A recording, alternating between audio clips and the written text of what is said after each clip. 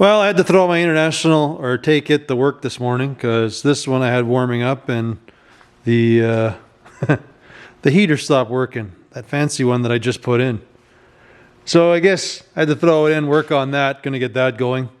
And yeah, I guess they don't like running on 12 volt or something.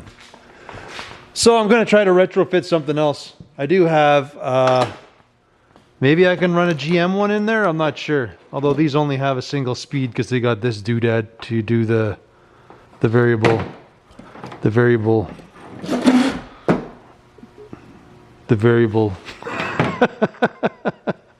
This is like the resistor or whatever you want to say. This doesn't do the 3-speed on the motor.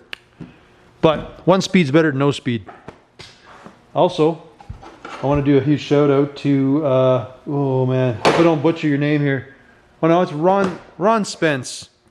He actually sent me a hood ornament for the car, but unfortunately, this might be right for the American cars, but they're not for the Canadian ones. Thanks though. We'll find somewhere to use this yet. Maybe on there here somehow, I don't know. But it'll go to some good use yet. But anyways, I'm gonna get that heater out and see what's going on with it, if it can be fixed or not. I got 2 broken ones and maybe I can make a good one out of the 2 motors.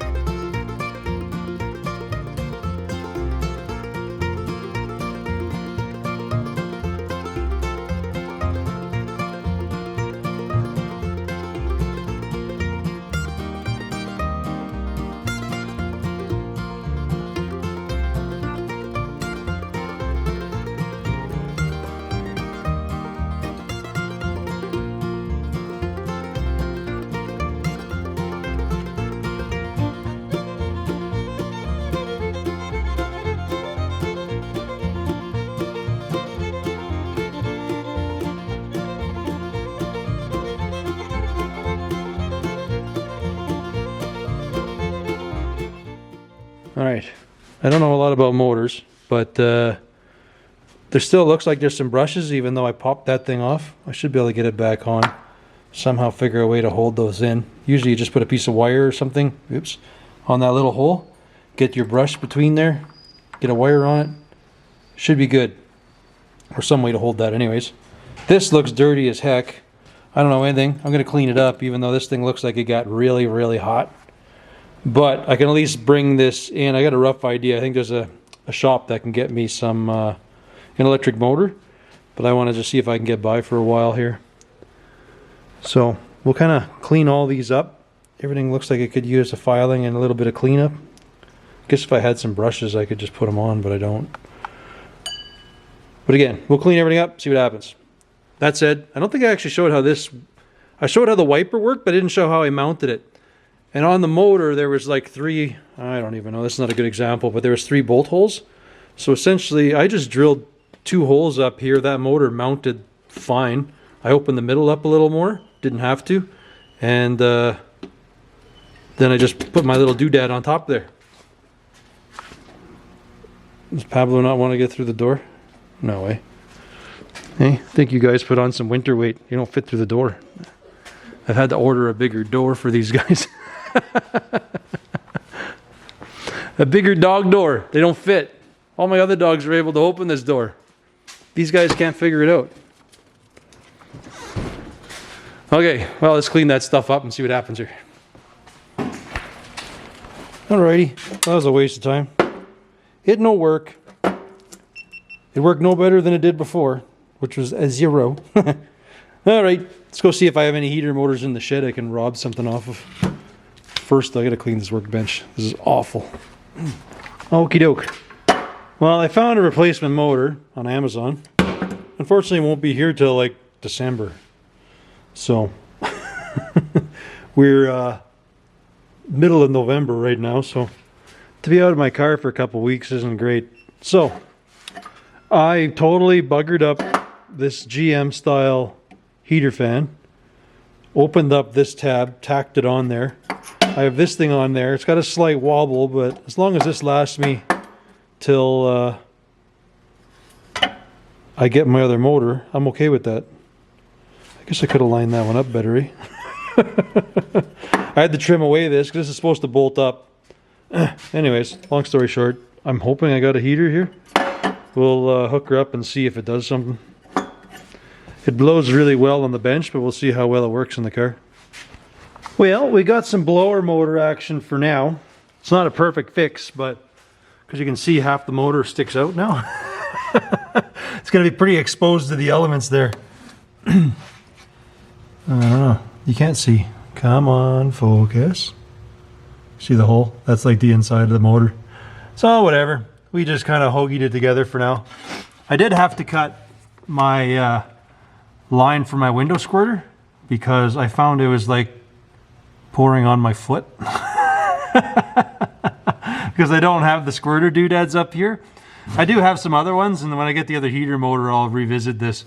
I'm just gonna, because this hood's actually kind of shot, I'm gonna drill and just put some modern like squirters just through the hood to squirt at the window, but yeah.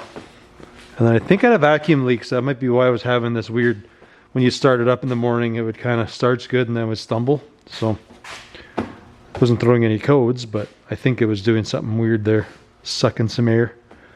Anywho, I think we're good for now.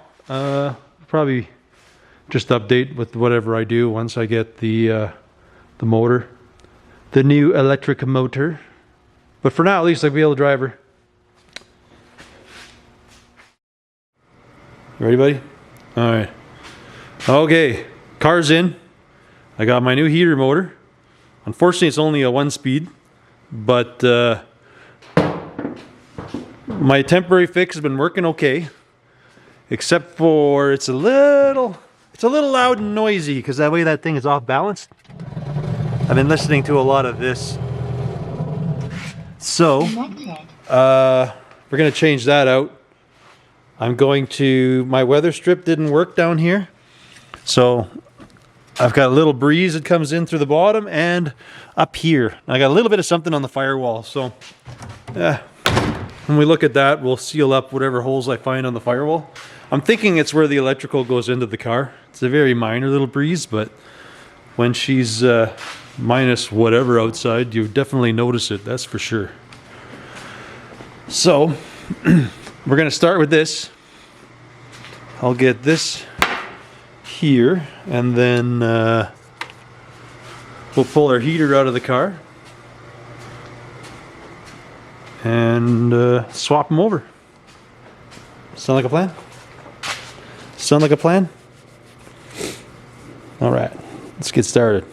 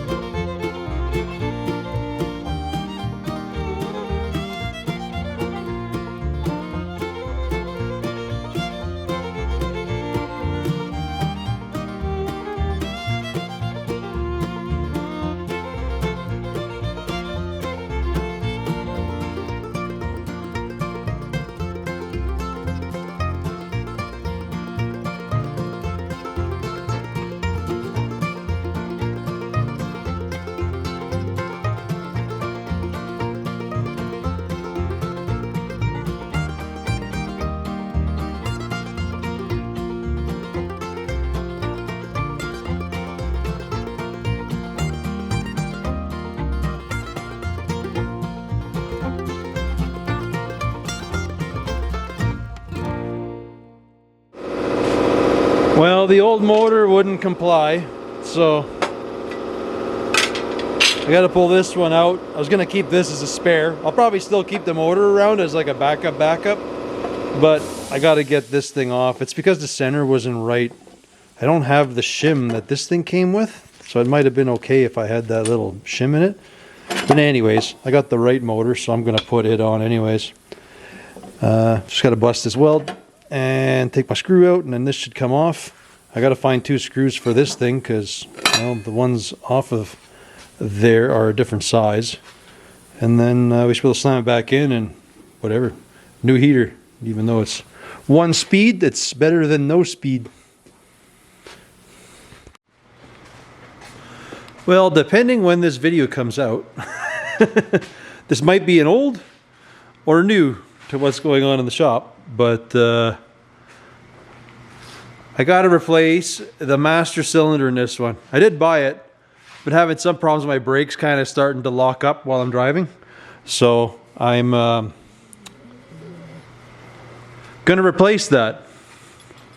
That's the plan. But I gotta move some stuff around here, and so I can get it on the hoist. And I think a buddy wants to do some exhaust work, so I'll kind of get this going tomorrow quickly after work. Well, I'll get this on the hoist tomorrow after work. I'm going to quickly do it. For now, I'm going to get that truck kind of shuffled out of the way, to which then I can move that one over into this corner and well, whatever, get this thing on the hoist. Pretty plain and simple. So this thing's been sitting in here. I am basically, when I get bored or I got time, I'm stripping the body and stuff off. I think I got to shorten the chassis, but I'm putting a 51 Ford on top of this S10. That's kind of the plan. Anywho, let's get stuff shuffled around here and get to pulling the master cylinder off. Pretty much confirmed that it's the master cylinder. I wasn't sure what it was. I had a bad brake line on the back because the back brakes were sticking. And then as you drive, sometimes the pedal starts getting harder and harder. So it's kind of the opposite of like having no brakes, which is not terrible, I guess. But your brakes are stuck on. So you have to end up cracking a line, release the pressure. So I guess when I rebuilt the master, there must just be something in there that's just not right, or it got honed too much and the cup's got some play in it. And it's kind of locking itself up. I did manage to find a brand new one, so I've kind of had it sitting in the trunk waiting in case this was the problem. So at least I had it. I was really hoping to get my brake switch, like the pressure switch in, but I still have the other one on the floor, so I'll just use that one for now. But anyways, let's, like I say, do some shuffling and get this thing on the hoist.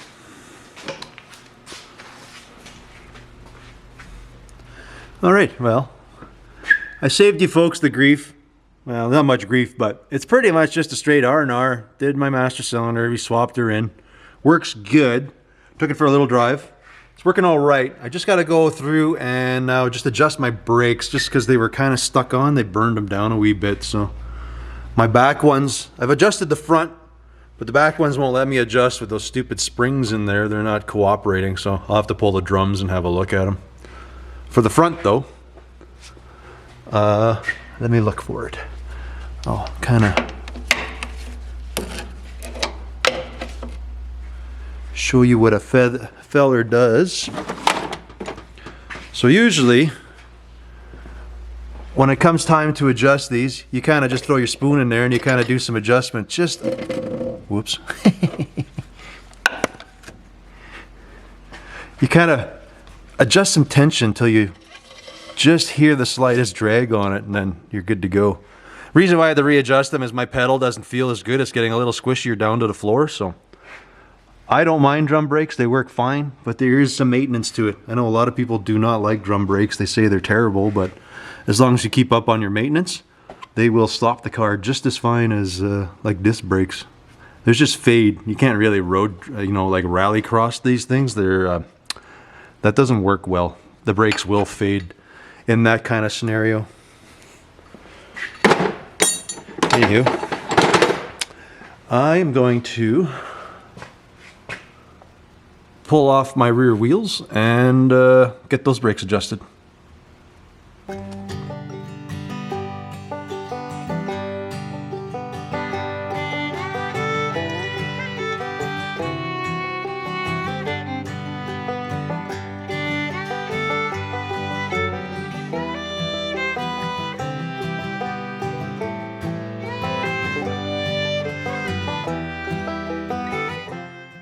All right, well, we got them off. This side wasn't too bad, just needed some adjustment. I had backed it off the wrong way when I was farting around underneath.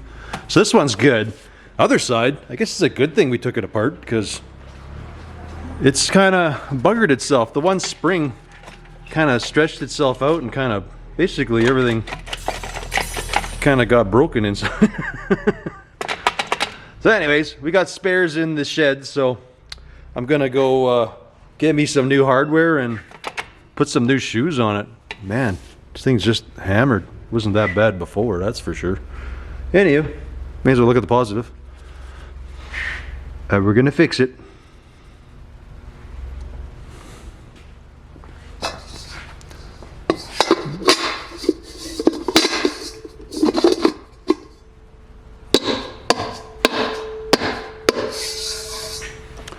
Well, broken parts fixed. A little bit of cleanup.